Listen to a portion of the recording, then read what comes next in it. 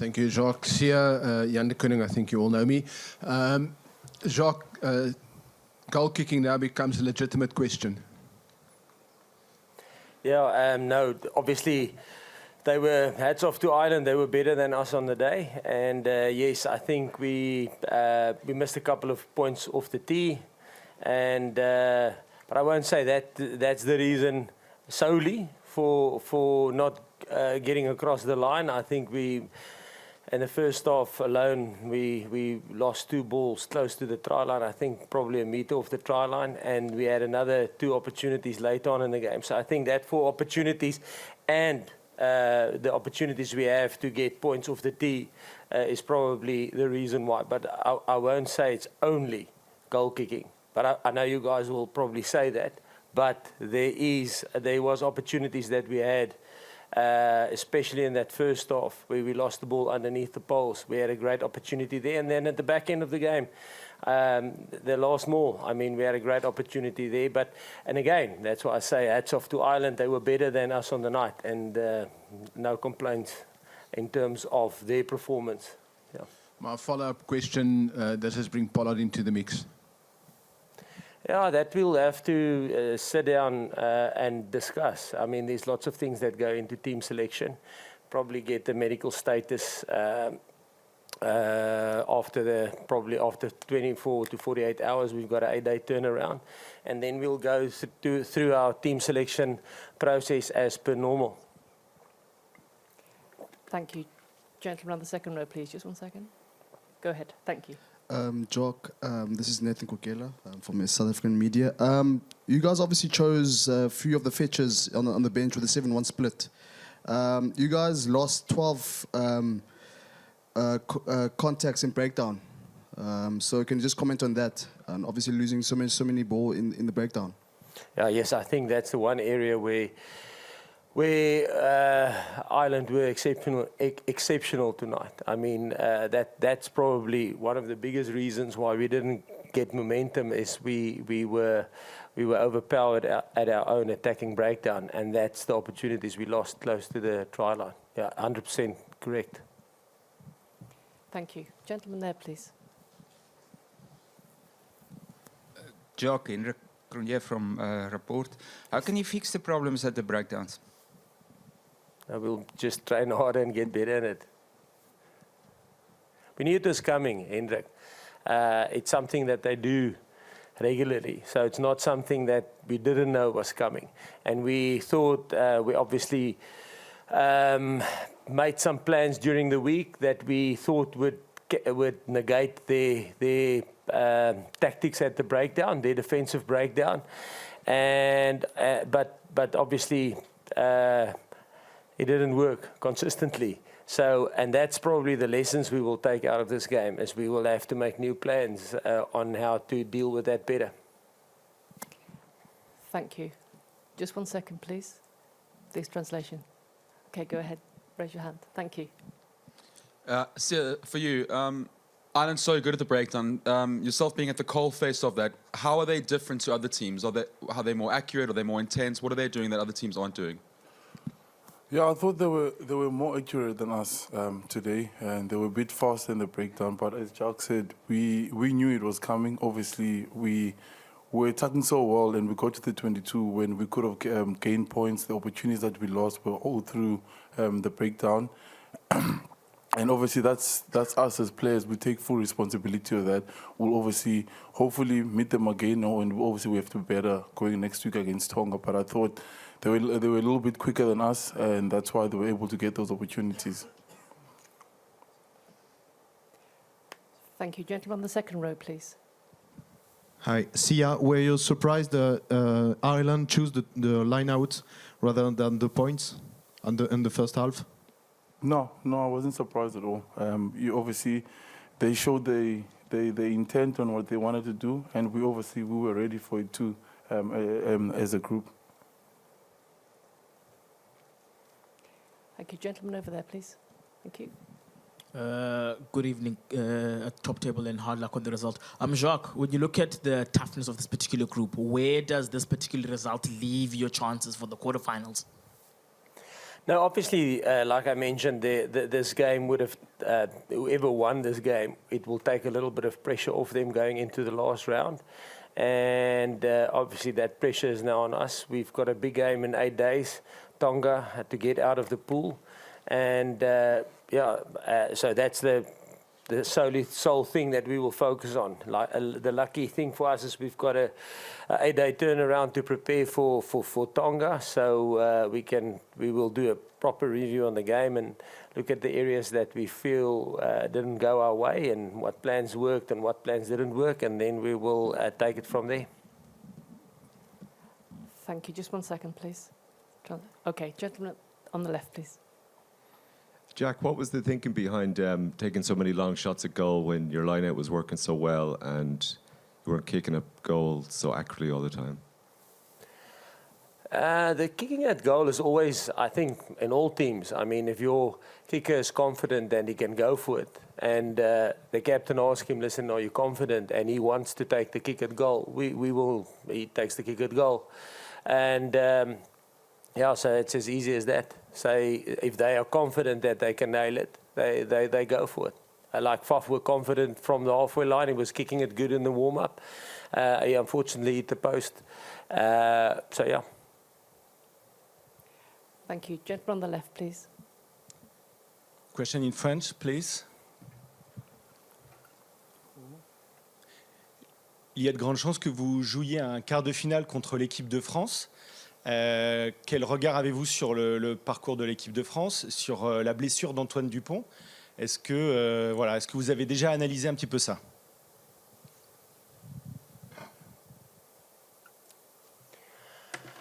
No, I haven't analysed them yet. We've got Tonga. If we slip up against Tonga, we won't even get to a quarter-final. So for us to start thinking about France will be, in my opinion, a little bit getting ahead of ourselves. So we will probably stay, just focus on Tonga for now. And then we will make a plan after that. I think we've got our off week after Tonga, so we've got a nice time to prepare for who will play in that quarter-final. And regarding Anthony Dupont's injury, yeah, obviously it's like us losing Malcolm Marx. You know, like I said last week, this time I said it won't be the only injury. Injuries is unfortunately part of it, and it's a loss for him, and it's a loss for. I believe he would be back at the back end of the competition, and I hope he is, because I think in a World Cup you want the best players playing in a World Cup. So it will be fortunate if he can make it back. Thank you. Go to 2 questions over here, please. Thank you. Hi, Jack. Commiserations. What do you think the quality, intensity and pace of that test match will do for both of these teams as the tournament goes on? Yeah, I think I said it in the pre-match interviews. I said I think both of our teams will take a lot out of this game, because it will be played at a massive intensity and physicality, and you will be tested mentally. I think a couple of our players, a guy like Mani, this will probably be the most pressure game that he's ever played in, and he'll get better at it. The same with a guy like Kirtley, it would definitely be his most pressured game. He will get better, and they will get used to the pressure of playing. This was like a knockout game. If this was a semi-final or quarter-final or final of a World Cup, I think that's what you expect when you play in those knockout games. So I think from a team perspective, we would obviously got good preparation out of it in terms of the intensity and the physicality. Unfortunately, we didn't get the result, and the same for them. Thank you. Gentleman on the second row, please. Sia, this is for you. Just on a player's perspective, just give us your thoughts on the game. There are points that have been consistent in terms of goal kicking. We saw it again today. But what do you guys do moving forward now in order for you guys to be successful in all those facets that everyone has mentioned here today? Yeah, we're obviously going to work on it. I mean, as Jock said, we didn't lose the game in one department. There were a lot of, we gave away, I think, 12 penalties. Yeah. And a lot of them were in the breakdown. Some attacking and some defensive breakdown. So you can't blame one specific area. We got to get better. And we created such good opportunities, and then we go to the 22 and we didn't take those opportunities. And in a game like this, in a level like this, if you don't take those opportunities, this is what happens. But I thought quite a few things went well. I thought our D was good, and I think, as Jacques said, as the intensity of the game was exactly what we needed for a lot of the players that have never played under such intensity. I mean, the whole atmosphere was amazing on the field, but we know exactly what we need to do as a group, and we've got to lift our heads. We've got a big game coming next week. I mean, if we're going to dwell too much on what happened today, and we'll forget to perform next week, because we need to get through that one, and then we can start thinking about afterwards. But Tonga is an important game. Thank you. Go over to the right, please. A gentleman there just in front of you who's been waiting. Thank you. Bonjour, alors en français, pour Sia, vous avez connu la blessure avant de jouer cette Coupe du Monde. Quel avis vous avez sur la situation d'Antoine Dupont?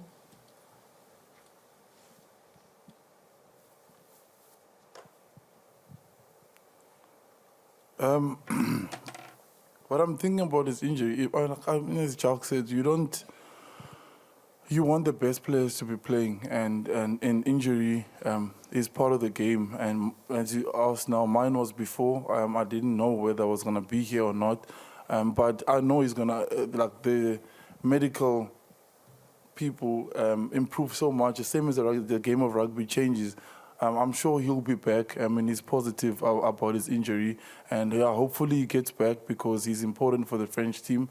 I hope he gets better and he gets back on the field as soon as possible. Thank you. Just 1 second, please. Thank you. Go ahead. Question for Sia. You obviously led the first group to win the World Cup after losing a match in the pool stages. I was wondering how those lessons are going to shape your approach to the rest of this tournament and what you can draw from them. Yeah, we always prepared for any scenario that's going to happen. You know, we speak openly and honestly, and we're fortunate to have coaches like Jacques and Coach Rassi, who say anything can happen, and we knew this pool is going to be tough. So we coming in here, we knew that, and before the World Cup, and I think we've been in the same position before. We know we're not going to shy away from it, you know. And the last time we told ourselves, you lost the game, don't be down for too long, because it's not going to help you anything. The next thing is to focus on Tonga, and we have an 8-day turnaround, and that's important. But a lot of us were here the last World Cup, and it's important. The quicker you get over it, the better it is for the group, and that's what we're going to do.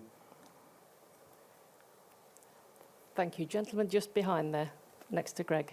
Thank you. Been waiting a long time. Thank you for your patience. Jacques, to what extent does the defeat bedevil your plans for the Tonga game in terms of selection?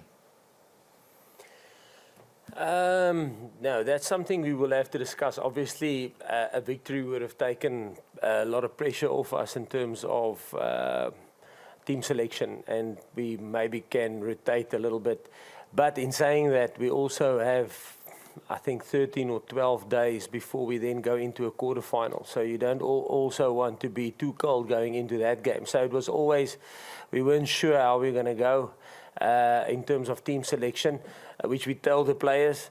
But we will have a good proper look at Tonga and see what threats they bring. And then we will do a team selection that we think will be good enough to combat them. Thank you. I think coming to the last question, please. Gentleman there, just 1 second for the translation. Okay, go ahead. Jock, can the Boks still win the World Cup from here? Hendrik, yeah, we can still. I mean, in 2019, did you think we can win the World Cup when we lost against New Zealand? And obviously you have to. We're in this competition to win it, and everybody's in this competition to win it. And teams that lose a game in the pool stages must work hard to get out of the pool. So definitely we can still win it. I mean, we played against the #1 team in the world, and we lost by 5 points. And we had an opportunity in the 79th minute to get a result. We didn't. And hats off to Ireland. They were better than us on the night. And that is the bottom line. They were better than us on the night. But that's the number 1 team in the world, and we're the number 2 team in the world. So I think the margin is very small. And if we will have to work harder at the stuff that we weren't good at. And if we can fix that, and you always need a little bit of luck. If we can fix that and we have a little bit of luck, we can win the World Cup, yeah.